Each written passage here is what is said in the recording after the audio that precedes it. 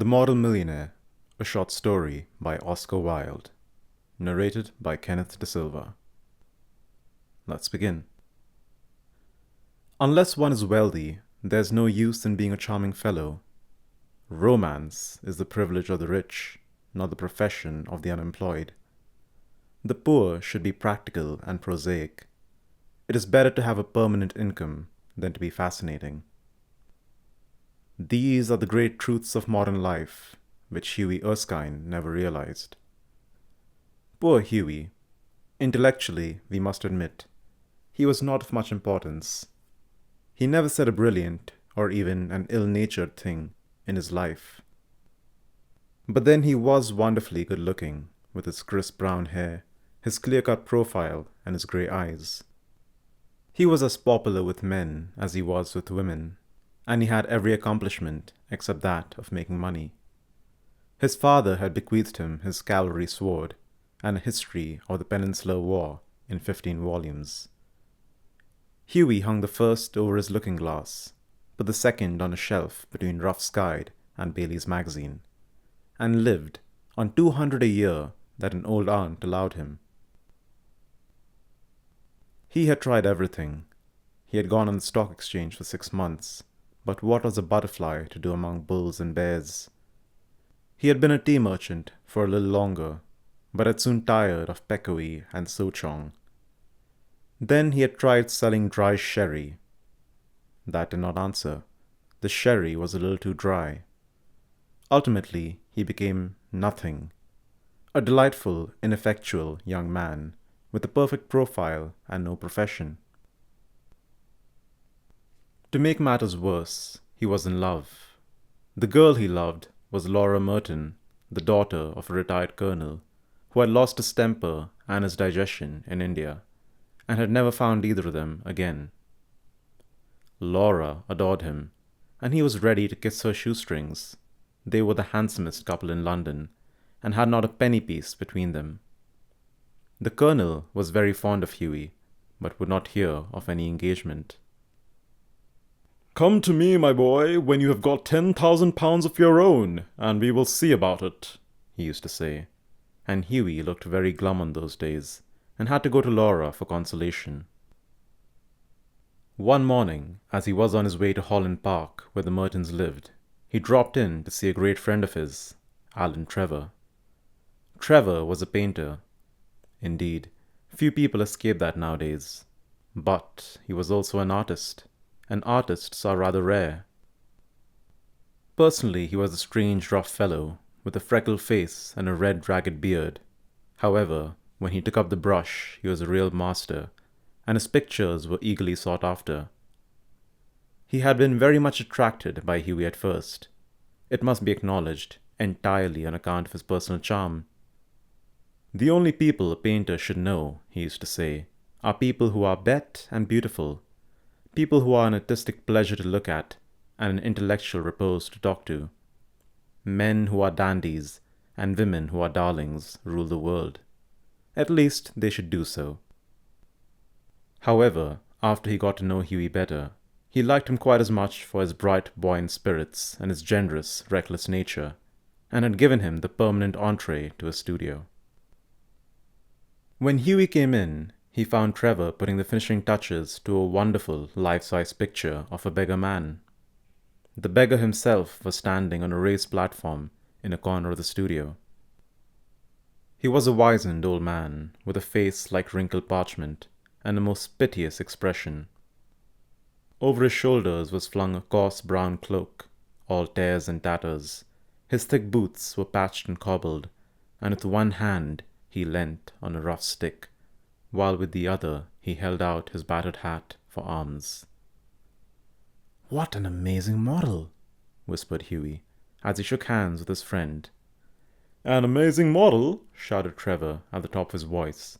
"I should think so. Such beggars as he are not to be met with every day. A Trouvaille, mon cher, a living Velasquez. My stars, what an etching Rembrandt would have made of him." "Poor old chap," said Hughie. "How miserable he looks. But I suppose to you painters his face is his fortune." "Certainly," replied Trevor.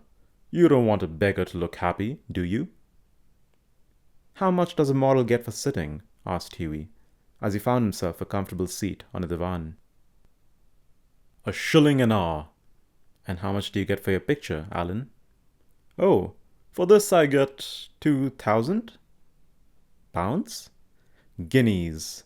Painters, poets, and physicians always get guineas." "Well, I think the model should have a percentage," cried Hughie, laughing. "They work quite as hard as you do."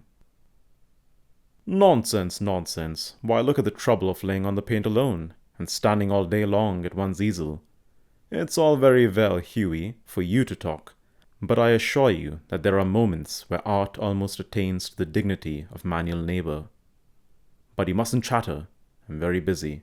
Smoke a cigarette and keep quiet." After some time, the servant came in and told Trevor that the frame maker wanted to speak to him. "Don't run away, Hughie," he said, as he went out. "I will be back in a moment."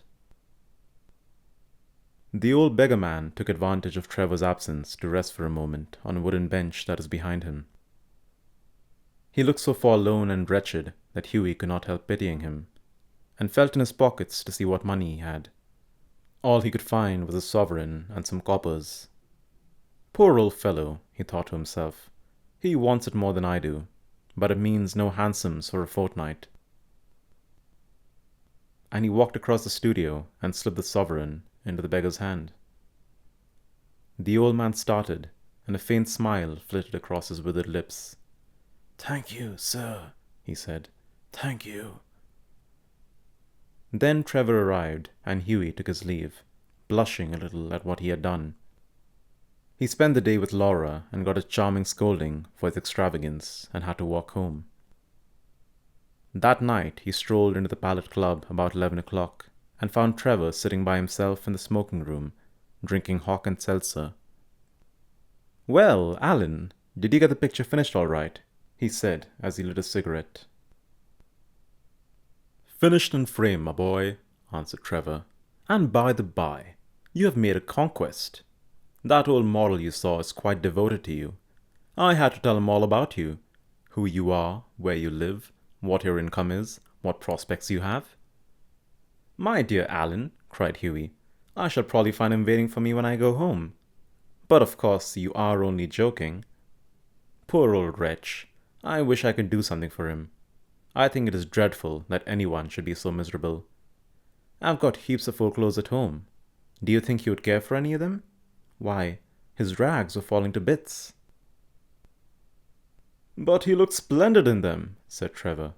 "I wouldn't paint him in a frock coat for anything. What you call rags, I call romance. What seems poverty to you is picturesqueness to me. However, I'll tell him of your offer."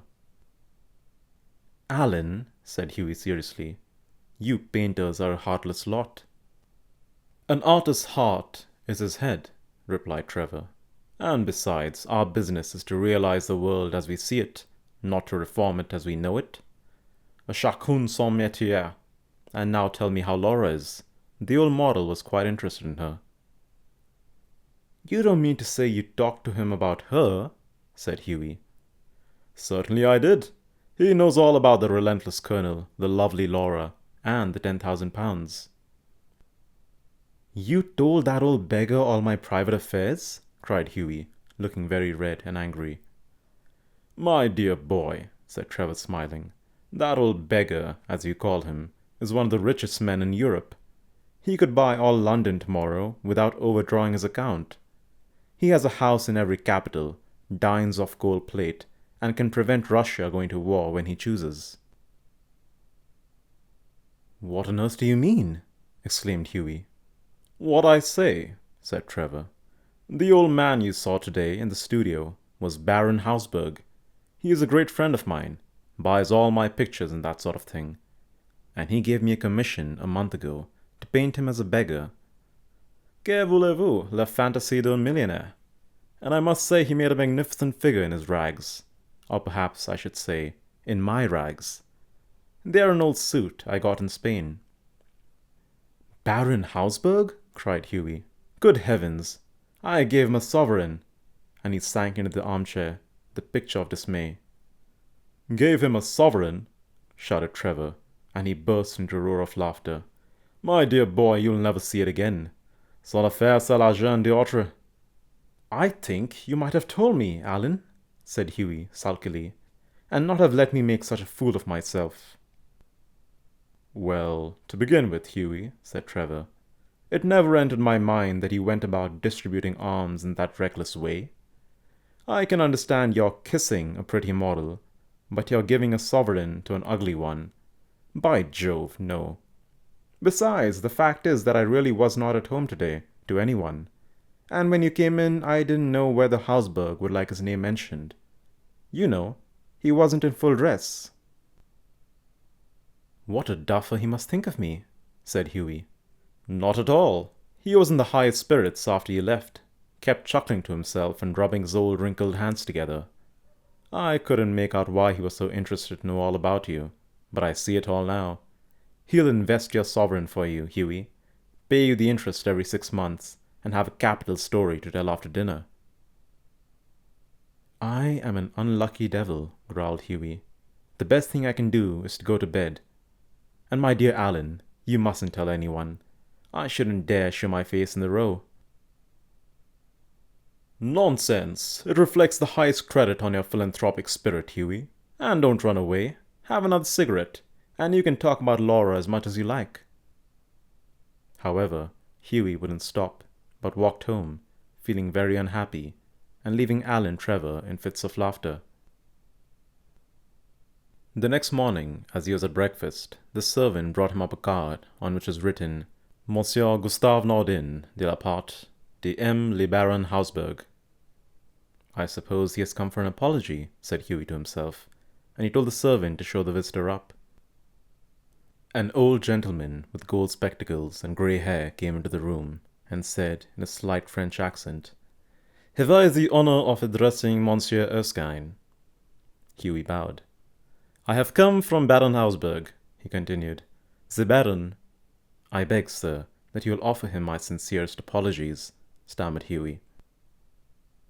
"The Baron," said the old gentleman with a smile, "has commissioned me to bring you this letter," and he extended a sealed envelope. On the outside was written, "A wedding present to Hugh Erskine and Laura Merton, from an old beggar," and inside was a cheque for £10,000. When they were married, Alan Trevor was the best man, and the Baron made a speech at the wedding breakfast. "Millionaire models," remarked Alan, "are rare enough, but by Jove, model millionaires are rarer still."